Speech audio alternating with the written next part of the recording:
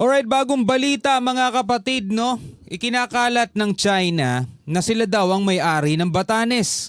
Sabi rito mga tol, National Maritime Council denounces, ibig sabihin mga tol ay pinapawalang bisa o kinukontra ang pahayag ng China o ang claim ng China na pag-aari daw nila mga tol ang Batanes, no? Panibagong propaganda na naman to mga kapatid. Isa to sa ating pag-uusapan ngayong araw na to, maliban mga kapatid doon sa update sa pagkakasibak nga kay General Torre, at ang balita natin dyan mga tol ay kinukonsidera daw ng Malacanang o ng Palasyo na bigyan ng ibang posisyon si General Torre mga tol. Mamaya pag-usapan natin yon. Pero eto muna, no?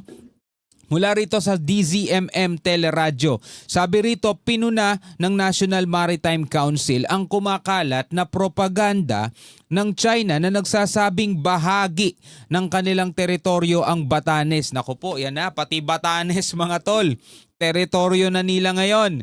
Anyway, bago natin to simulan, huwag mong kalimutan mag-subscribe. Click mo na rin ang notification bell kung di ka pa nakakapag-subscribe dito sa ating YouTube channel mga tol. Huwag mong kalimutan ding i-click ang notification bell para maging updated ka whenever na meron tayo mga bagong reaction video, commentary, at kung ano-ano pa mga tol sa mga nangyayari sa loob at labas ng ating bansa, partikular sa mga nagaganap sa West Philippine Sea. No, wag na natin patagalin pa to. Panoorin na natin mga kapatid. Sunod mo. Samantala, National Maritime Council pinuna ang umano'y fake news at propaganda ng China sa Batanes. Fake news talaga at propaganda. Biruin mo, pati Batanes ngayon, kanila na rin daw.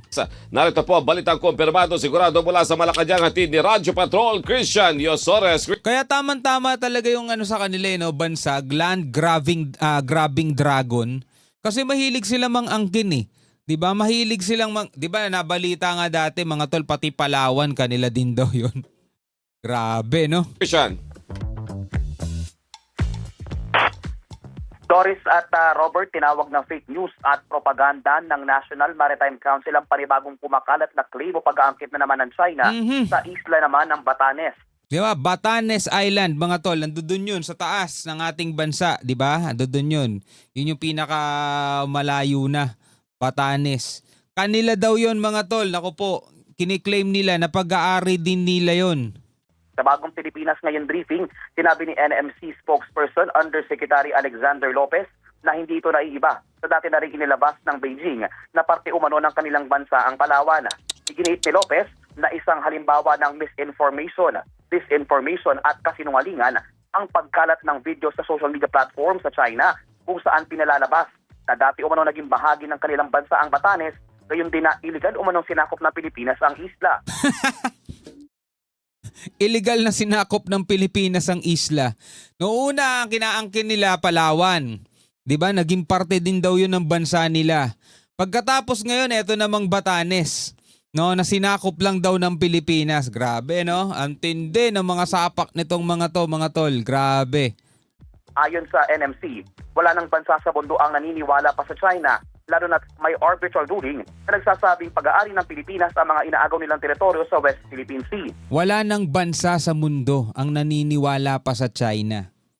No? Lalo pat hindi naman nila nirerespeto etong international law, etong arbitral ruling na kung saan pinawalang bisa yung claim nila dito sa kabuuan, no? Almost entire ng South China Sea. Ewan ko rito sa Pilipinas, nagtataka ako bakit 85% lang ang mga Pilipinong walang tiwala sa China. Anong nangyari dun sa 15%? No? Anong nangyari dun sa 15%? Hula ako, it's either mga pro-China talaga yon o kaya mga Chinese talaga, mga dugo nun dito sa Pilipinas na nagpapanggap lang ng mga Pinoy. Yung isa naman, dahil sa politika. No, dahil nga ang sinusuportahan nilang politiko pro-China, di pro-China na rin sila, di ba? Wala na silang pakialam kung ano pang nangyayari diyan sa West Philippine Sea. Para kay Yusek Lopez, malinaw na nais lang ng China na magkaroon ng bagong naratibo ang kanilang mamamayan at balukutin ang katotohanan para rituhin ang publiko.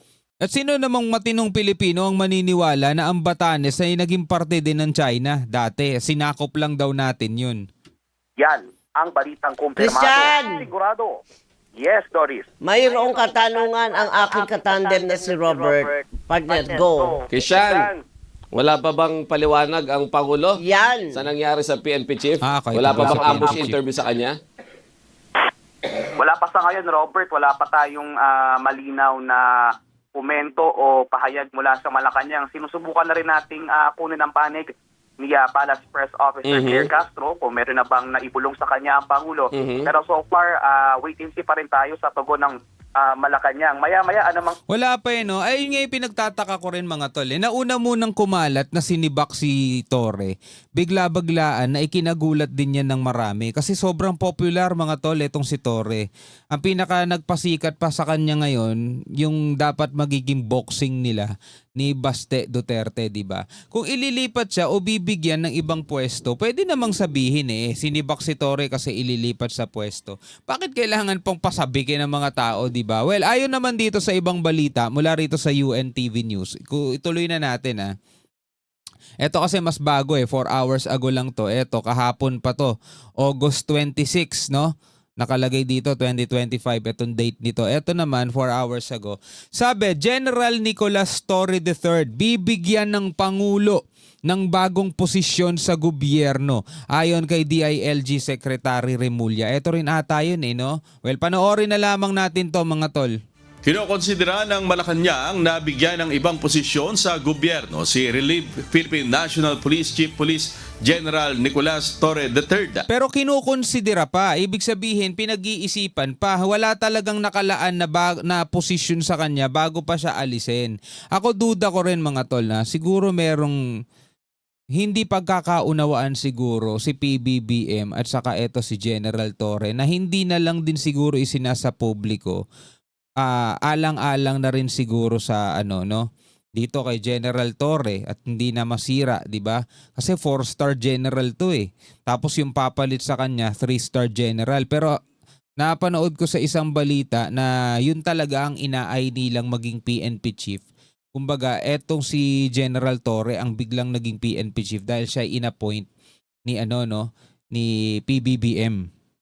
At ngayon, bigla-biglaan, makalipas ang 3 buwan mga tol, bigla na lang isang inalis sa pwesto o sinibak sa pwesto nang hindi pa nababalita kung anong pwesto ang ipapalit o ibibigay sa kanya. Pero ang sabi kasi ni Remulla, dito daw ay magagamit mga tol yung magiging anti-corrupt ni General Torre, dun daw magagamit. At may nabanggit pang flood control mga tol. Ayon yan sa isang report sa ibang news agency. Well, abangan natin. Dahil ngayon matunog ang usapan sa flood control dahil napakalaking korupsyon yun mga tol.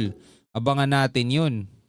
Ito'y ayon kay Department of the Interior and Local Government o DILG Secretary John Vic Remulla.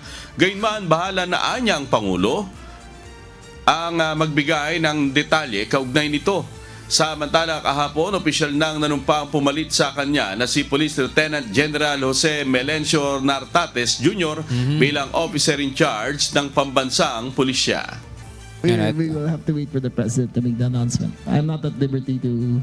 I actually don't know for a fact of what will be offered to him, but it has been brought about during our conversation that he is thinking of offering a position to the former chief PNP. We should respond to any distress call or call for help from our community. Yan naman ay part ng ating managing police operations. Ang ating dati lampat-sipat yan and then managing police operations and enhance natin. It is about patrolling and investigation. Proactive and reactive. Tingnan natin kung matikas din si Nartates katulad nung kanyang pinalitan si General Torre. Ngayon, about the response is nandito na tayo sa proactive pa lang.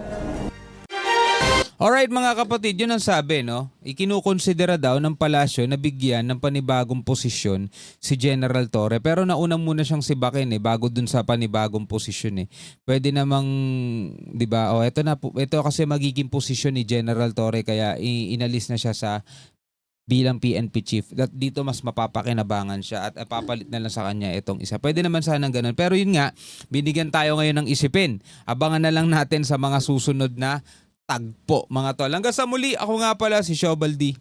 Peace out.